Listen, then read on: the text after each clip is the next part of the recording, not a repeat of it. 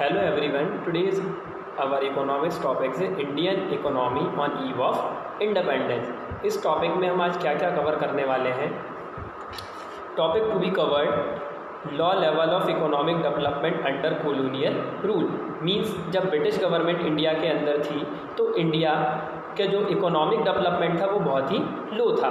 Agriculture sector उस time पे कैसा था, इंडिया का इंडस्ट्रियल सेक्टर उस टाइम पे कैसा था, हमारा फॉरेन ट्रेड कैसा था, हम इम्पोर्ट एक्सपोर्ट कर पा रहे थे, नहीं कर पा रहे थे, तो फॉरेन ट्रेड हमारा किस तरीके का था, डेमोग्राफिक कंडीशन, पॉपुलेशन कैसी थी, लिटरेसी रेट क्या थी, ये सब हम यहाँ देखने वाले हैं। ऑक्यूपेशनल स्ट्रक्चर, लोगों का मेन ऑक्यूपेशन क्या था, और infrastructure, basic services, transportation, communication, ये चीज़ें किस तरीके की थी। तो ये बेसिक चीज़ें हम आज इस चैप्टर में कवर अप करने वाले हैं। तो सबसे फर्स्ट टॉपिक आज हमारा है agriculture sector on eve of independence. British government के टाइम पे या ब्रिटिश गवर्नमेंट जब इंडिया से जाने वाली थी उस समय पे हमारी इंडियन इकोनॉमी में एग्रीकल्चर सेक्टर किस तरीके का था वो आज हम इस वीडियो में समझने वाले हैं।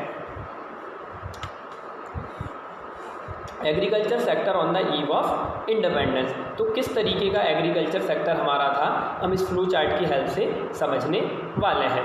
फर्स्ट पॉइंट यहाँ पे हमें दिख रहा है small and fragmented land holding.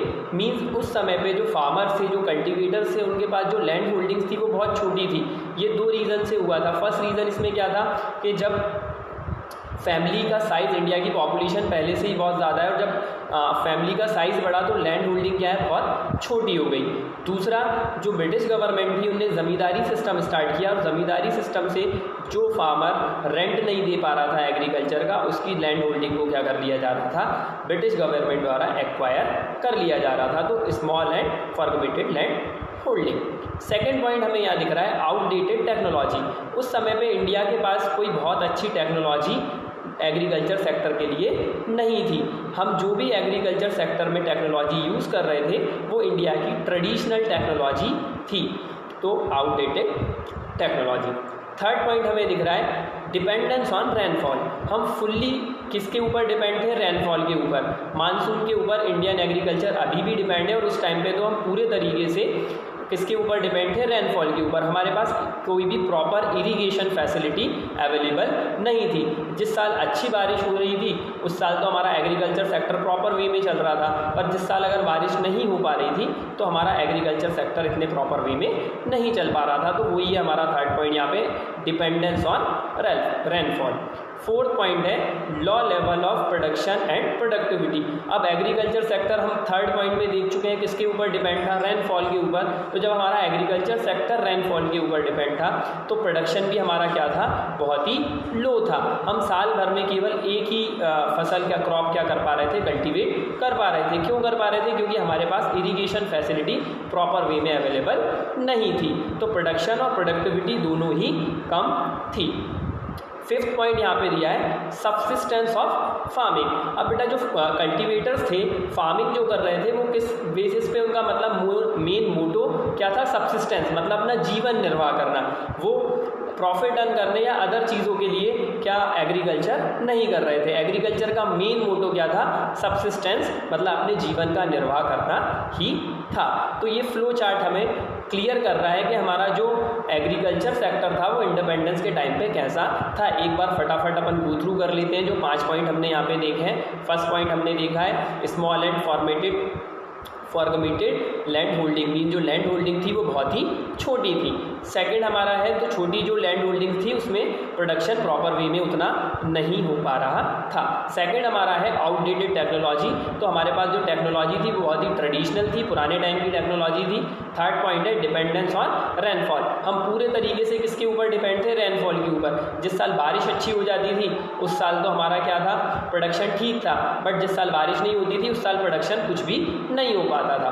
Fourth point है low level of production and productivity. तो प्रोडक्शन और प्रोडक्टिविटी दोनों का लेवल हमारे यहाँ क्या था, बहुत ही लो था। क्यों बहुत लो था, क्योंकि हमारे पास इरिगेशन, फर्टिलाइज़र ये कुछ भी अवेलेबल नहीं थे, तो प्रोडक्शन बहुत कम हो रहा था और पर हेक्टेयर प्रोडक्शन भी बहुत लो था, तो उसी को हम क्या बोलते हैं, प्रोडक्टिविटी। और लास्ट पॉइंट है हमारा सबसिस्टेंस फार्मिंग। जो हमारी फार्मिंग थी एग्रीकल्चर सेक्टर की, वो उसका मेन मोटो क्या था, सबसिस्टेंस मतलब जीवन निर्वाह करना। हम किसी भी तरीके से इसको कमर्शलाइजेशन या कैश अर्न करने के तरीके से एग्रीकल्चर को नहीं ले रहे थे। हमारा जो भी एग्रीकल्चर करने का मोटो था वो क्या था, केवल सबसिस्टेंस मतलब हमारा जीवन निर्वाह करना ही उसका मेन मोटो था।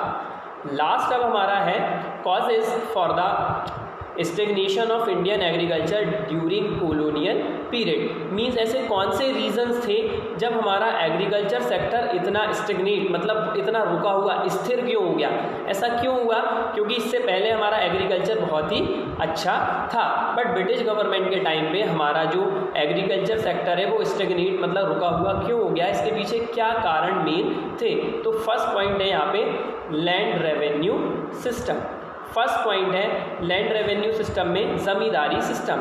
जो ब्रिटिश गवर्नमेंट है उनने ज़मीन लैंड के ऊपर क्या स्टार्ट किया, ज़मींदारी सिस्टम, और एक बहुत ह्यूज अमाउंट रख दिया कि आपको जितना भी प्रोडक्शन है उसका एक अमाउंट ज़मींदार हर एक एरिया के स्पेसिफिक ज़मींदार हुआ करते थे, और जो ज़मींदार हैं वो एरिया के ओनर की तरह ट्रीट होते थे। अब वो ओनर है और जो किसान है वो टेनेंट मतलब किराएदार की तरह था, उसमें वो केवल एग्रीकल्चर कर रहा था और एग्रीकल्चर करके बदले में क्या दे रहा था, उसके ऊपर एक अमाउंट किसको पे कर रहा था, हमारे ज़मींदार को।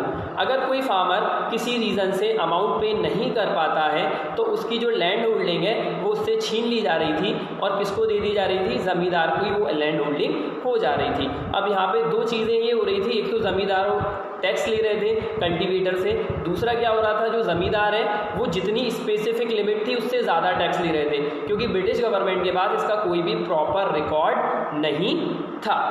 नेक्स्ट फिर हमारा दिख रहा है फोर्स कॉमर्शलाइजेशन ऑफ एग्रीकल्चर।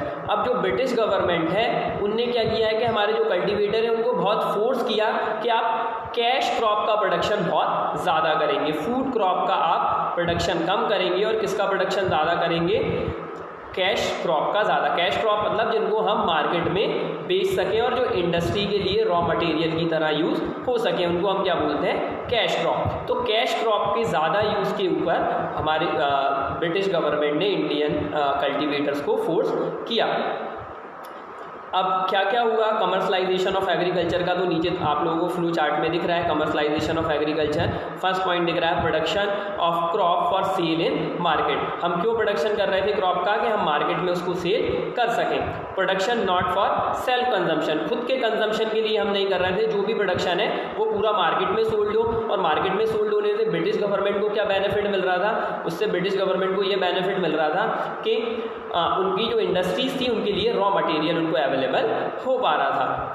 फिर cultivation of commercialisation commercial crop, means केवल कॉमर्शियल क्रॉप के लिए ही वो क्या कर रहे थे, हमें फोर्स कर रहे थे। जैसे दैट इज़ इंडिगो।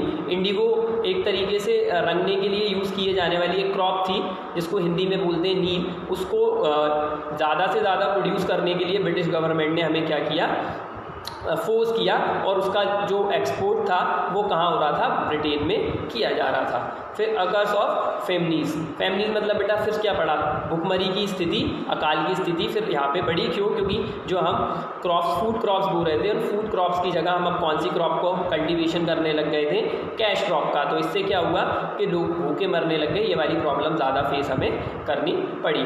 अब इन्हीं के बीच में बेटा एक प्रॉब्लम हमें और फेस करनी पड़ी, वो है पार्टीशन ऑफ कंट्री। उसी समय पे जब ब्रिटिश गवर्नमेंट इंडिया से जाने वाले थे तो हमें क्या हुआ बेटा, पार्टीशन हुआ कंट्री का, ये हम सब जानते हैं, और इंडिया 3 पार्ट में डिवाइड हो गया, इंडिया, पाकिस्तान, देन वो पाकिस्तान जो था हमारा वेस्टर्न पाकिस्तान, अब बांग्लादेश, हम उसके बांग्लादेश के नाम से हम उसे जानते हैं। तो पार्टीशन ऑफ कंट्री। अब पार्टीशन होने से क्या क्या हमें लॉस हुए, तो फर्स्ट पॉइंट हमें इसमें दिख रहा है, जो थर्ड पॉइंट है हमारा पार्टीशन ऑफ कंट्री, उसमें हमें फर्स्ट पॉइंट दिख रहा है food crisis in India.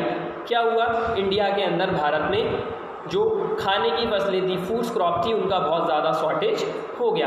Then second हमें दिख रहा है rice, food producing area west Punjab and Sindh went to Pakistan. अब जो राइस मीन्स चावल का उत्पादन जो हो रहा था, वो चावल के उत्पादन का एरिया था वेस्ट पंजाब एंड सिंध किसके पास चले गए, पाकिस्तान में चले गए। अब राइस हम सब लोगों को पता है कि इंडिया के लिए बहुत मेन फूड ग्रेन है, कंजम्पशन जो हम करते हैं उसमें राइस का एक बहुत ज़्यादा इंपॉर्टेंट पार्ट होता है। तो जो राइस प्रोडक्शन का एक बहुत बड़ा एरिया था वो कहाँ पे चला गया, पाकिस्तान में चला गया। तो ये भी हमें प्रॉब्लम देखनी पड़ी। तो इस वीडियो में हमने समझा कि ब्रिटिश गवर्नमेंट के आने के टाइम पर हमारा एग्रीकल्चर सेक्टर किस तरीके का था और एग्रीकल्चर सेक्टर हमारा इतना बैकवर्ड था तो उसके पीछे क्या रीज़न थे, लास्ट में हमने ये समझा। अब इसके बाद नेक्स्ट टॉपिक जो हमारा है industrial sector on eve of independence